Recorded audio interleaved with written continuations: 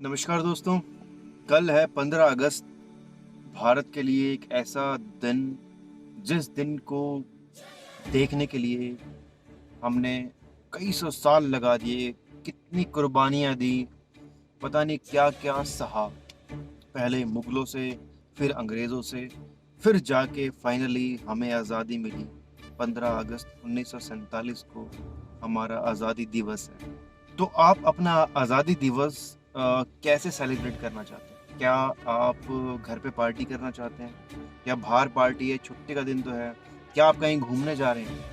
अगर आप इनमें से कोई भी काम कर रहे हैं ना, तो आप इस दिन का बेइज़्ज़ती कर रहे हैं, इंसल्ट कर रहे हैं इस दिन की।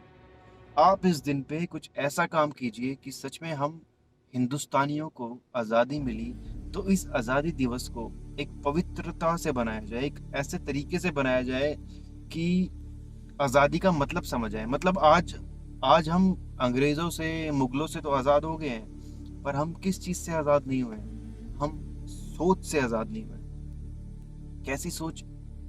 सोच है सबसे बड़ा संकट जिसका पूरा विश्व आज गुलाम है। वो है ग्लोबल वार्मिंग, वो है प्रकृति का बदलना, वो है नदियों का शहरों तक पहुँचना, वो है पहाड़ों का खिसकना। हम इन सब के आज भी गुलाम हैं, हमें नहीं पता कब क्या हो सकता है, क्या हो जाए। और उसका कारण कोई प्रकृति नहीं है, प्रकृति तो हमेशा अपने तरीके से काम करती है, बट उसके रास्ते में जो बदलाव आए हैं, वो हम लेके आए हैं। जैसे कि सबसे छोटा एग्ज़ाम्पल, सबसे छोटा यानी जिसका हर इंसान ज़िम्मेदार है, इस पृथ्वी पे रहने वाला हर इंसान, मैंने भी शायद कहीं न कहीं से गलती की है, वो है सिंगल प्लास्टिक यूज़। और सबसे जो दुखदाई बात है ना, वो तो दोस्तों ये है कि कई बार मैं देखता हूँ, घर के सामने ही एक सब्ज़ी वाला सब्ज़ी बेचने आया हुआ है और लोग उससे सब्ज़ी ले रहे हैं उसी की पॉलीथीन। यानी खत्म, खत्म है यहाँ मामला कि घर के सामने एक अंदर से कुछ टोकरी-वोकरी ले आओ भाई, अंदर से कोई थैला ले आओ, उसी में भर लो। पर नहीं, यानी सोच के हम गुलाम हो चुके हैं। ऐसे ही ये एक छोटा-सा सैंपल है जिसकी वजह से दिल्ली के अंदर कम से कम 1 लाख टन कूड़ा हर महीने बनता है नया। पुराने को तो यानी उसका रिसाइकिल करेंगे, पता नहीं क्या होगा, कितना उस पे खर्चा लगेगा, वो तो एक अलग चीज़ है।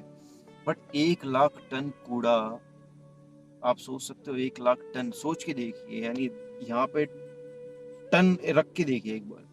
खत्म, खत्म।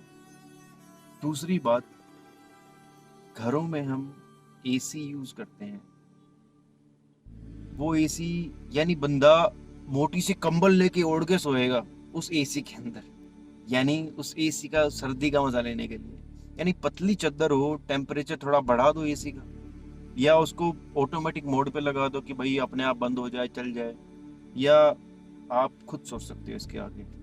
तीसरी बात, खुद स्टेप उठाएँ देश को साफ करने का। यानी आप पार्क्स में जाते हैं, आप अपने आस-पास मोहल्ले में देखते हैं कहीं गंदगी है, आप हमेशा ये सोचते हो ये तो गवर्नमेंट का काम है, ये तो गवर्नमेंट का काम है, ये तो गवर्नमेंट करेगी। भाई 135 करोड़ लोगों के लिए कितने एम्प्लॉइज़ लगाएँ? कितने एम्प्लॉइज़ लगाएँ? यानी कई मार्केट्स आप देखते होंगे जो रोज़ साफ होती हैं, रोज़ सफाई होती है वहाँ, पर शाम होते-होते वहाँ पे उतना उससे कहीं ज़्यादा कचरा फिर इकट्ठा हो जाता है। मतलब वो तो आते हैं, वो सुबह करके चले जाएँगे, बट जो फेंकने वाले हैं वो कौन है? वो हम हैं। हम हैं दोस्तों, वो सरकार नहीं है, वो हम हैं, आम जनता है। चौथी बात, कैसे इस दिन को स्पेशल बनाएँ? इसका एक आसान तरीका है, अपने आस-पास के पार्क्स में, इलाके में सफाई अभियान चलाइए। 1 दिन का सफाई अभियान चलाइए, मैं ये नहीं कहता आप रोज़ करिए क्योंकि आप सबकी बहुत बिज़ी लाइफ़ है। ऑफ़िस है, फैमिली लाइफ़ है, फ्रेंड लाइफ़ है, बहुत कुछ करना होता है इंसान को।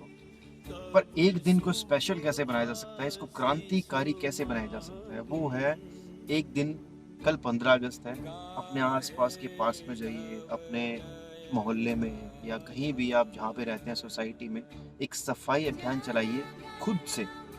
ये मत सोचिए कि कोई कर्मचारी लगा दिया या कुछ नहीं, आप खुद से जाइए और साफ कीजिए। क्योंकि जब इंसान अपना गिराया हुआ कूड़ा उठाता है ना, इसका मतलब ये नहीं है कि आप तो सोसाइटी को गंदा करते ही नहीं हो, बट कहीं न कहीं ज़रूर आपने प्लास्टिक को पब्लिक प्लेस पे फेंका हो, कहीं न कहीं तो ज़रूर आपसे गलती होगी। तो उस गलती को सुधारने के लिए ही आप क्या कीजिए, कल अपने दोस्तों से, अपने फैमिली मेंबर से, जो भी आपके आस-पास रहते हैं, जो अवेलेबल हो सकें आसानी से आपके आस-पास, सब मिलके देश को साफ कीजिए और अपने मन को साफ कीजिए और जिस सोच के हम गुलाम हैं ना, उस गुलामी से आज़ाद होइए दोस्तों।